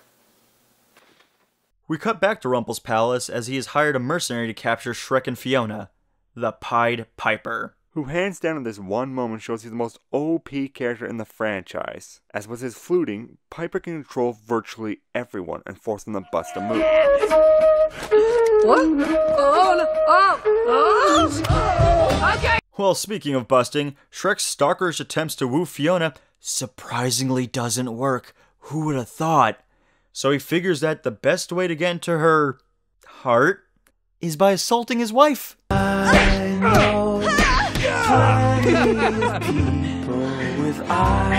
The beatings start to make Fiona's heart fall for Shrek, but the ogre ambush is underway, so she pushes Shrek aside, but Shrek is determined to make Fiona see he is her true love she waited for. I know that you don't like the covers wrapped around your feet, and I know that you sleep by candlelight because every time you close your eyes, you're afraid you're going to wake up back in that tower. But most importantly, Fiona, I know that the reason you turn human every day is because you've never been kissed. Well, by me. Wow, that would be so moving. Keyword being would, if we actually saw the characteristics instead of being told about the characteristics. Well, you can argue in Shrek 2, Shrek and Fiona had the romantic connection and equally gave and sacrificed for one another to make the relationship work. Everything else that could help us see the dedication, the joy, and the depth of their love is glossed over. Exposition should not be where we hear of details that make Fiona a character. While Shrek's wooing is cut short as the ambush is thwarted by the Pied Piper, who boogies all the ogres into his catcher, which apparently is Shrek's fault. I can't believe I let this happen, and it's all because of you! No, I don't think it is his fault because Rumpelstiltskin knew about your ambush, and he put in a guy that can control all your bodies with ease. You were kind of in a lose-lose situation there. The fat and ass duo managed to save Shrek and Fiona, but leave all the other ogres captured. Fiona's pissed at her failure, gets ready to go off on her own to save them, but Shrek persists to get Fiona to kiss him to break the contract. But surprisingly, after being harassed constantly and seeing all of her friends captured, Fiona isn't feeling the love for Shrek's Granny Smith green bum bum.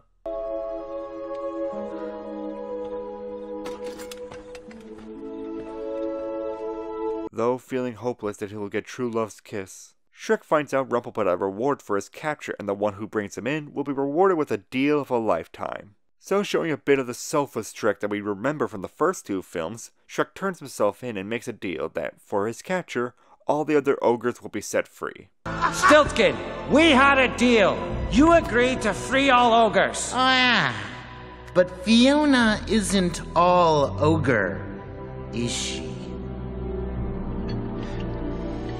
Too bad for those fine prints, though, and to also be fair, why did you expect the guy who got you into this situation would keep his word?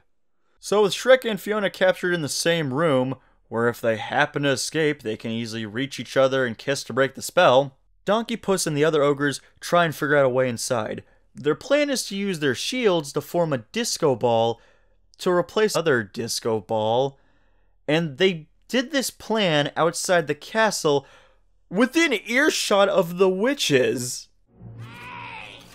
We can hear you! Sorry!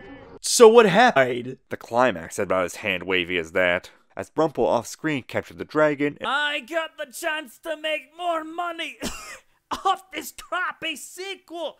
Blech.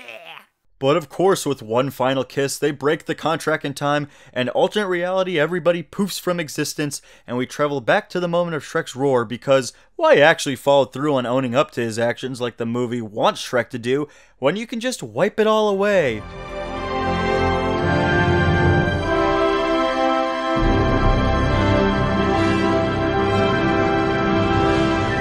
And that was Shrek Forever After. and it was awful.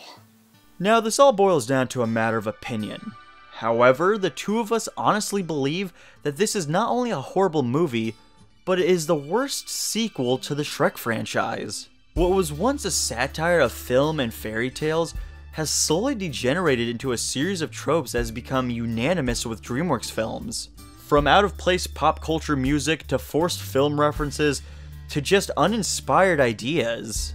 The film blatantly ignores continuity between films just for the sake of the story to work. Friends of Shrek who once laid their lives on the line to save him and Fiona in the second film are sacrificed, just so the plot can move to where it wants to be. Instead of exploring the aspect of Shrek being a family man, that idea is quickly cast aside, as if the writers felt chained to the concept of Shrek having kids, so they got rid of them as soon as possible. It's funny that Shrek Forever After could have easily been Incredibles 2, 8 years before Incredibles 2 even happened. They could have explored Shrek's life as a father, while Fiona worked with the kingdom and really shown growth with these characters that we've been with through all 4 of these movies. Now, we can't be mad at the movie for not being something we want.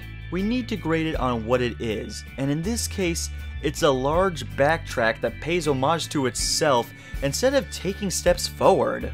Once again, Shrek must be the one who changes, but not anyone else around him. Shrek must learn a lesson to be grateful for what he has, even if it's clear that the movie has to bend over backwards to make his life utterly miserable in the process. Even Shrek, who is arguably level-headed in the other films, is now different for the sake of plot. For example, in the second film, Shrek knew that storming the castle would require more muscle, so he went to the Muffin Man to get a giant cookie to give his team the advantage. Even in the fourth film, he was aware that the waffle in the middle of the woods seems a little bit weird and probably a trap. Yet when it comes to allowing Fiona to know what really happened, he first blurts it out sounding like a buffoon, then tries to forcibly flirt with her, and when that fails, he forces himself onto her. So the lead character was turned into a scumbag to just get back what he wants. And this could have been avoided if Shrek just showed Fiona the physical contract, so he could prove everything he said was true. And this is all because the movie blatantly chooses to ignore what's been set up for simply the sake of drama. You got characters like the Pied Piper, who's written to be so powerful, his flute having the ability to control witches, ogres, royals, frogs, and even Rumpelstiltskin himself, yet he's relegated to henchman territory despite being more powerful than the lead villain of the film. Then the writers have no idea what to do about writing how he's defeated, so they just drop him from the story entirely, since they've backed themselves into a narrative corner. Given how powerful the Piper is, why wasn't he made out to be the villain? He's already more intimidating than Rumple as he rides in on a sea of rats, and the moment he is mocked by the witches, he puts them in their place. Also, the fun side note, the Pied Piper's jazz fluting is played by Jeremy Steig, the son of William Steig, the author of the original Shrek book. When it comes to Rumpelstiltskin, who looks completely different in the third film, sure, the Pied Piper was a gag in Shrek 1, but that's understandable. No one at DreamWorks believed this franchise would amount to anything. Again, this was the punishment films. They wanted Prince of Egypt to be the good one. It's just a bit weird that the lead bad guy in the fourth film looks nothing like the guy who shows up in the third film. On top of that, Rumple is just a hodgepodge of all the past 3 villains. A tiny terror that rules an empire with an iron fist, has magical powers to help others for a price, and his life is ruined after Shrek rescued Fiona. They mixed all of these elements and still turned out a boring character. Rumple lacks the bare basic of what an animated villain in a family film really needs, and that's personality and presentation. Having a charismatic actor elevate an otherwise one-dimensional figure. Instead, Rumple just has a temper and wears wigs. Enjoy this oh so memorable character. The first film may have had the cliche third act misunderstanding, but the second film felt so natural in terms of storytelling. But between the forgettable third film and now this poorly meshed fourth film, everything feels so artificial. It seems that the writers like the idea of a world without Shrek, but ignore basic rules of cause and effect in canon. It comes out very cynical, as if the writers know full well this is the last movie, so they might as well just get it out, get the money, and leave. The animation is at best fine, but nothing about it is truly amazing. Heck, in the same year, just a few months earlier, How to Train Your Dragon was released, and it looked much more impressive in its animation department. Really, Shrek Forever After is nearly as forgettable as Shrek the Third, but comes off more irritating as a fan of the film series because it ignores so much to get where it needs to go and is too blunt in getting its point across. Next year in 2019, there is a rumor going around that there will be a Shrek 5 that's supposed to be either a sequel or a prequel to show us where the franchise all started or some crap. And really, I think at this point, a lot of us can agree, the Shrek well is officially tapped out.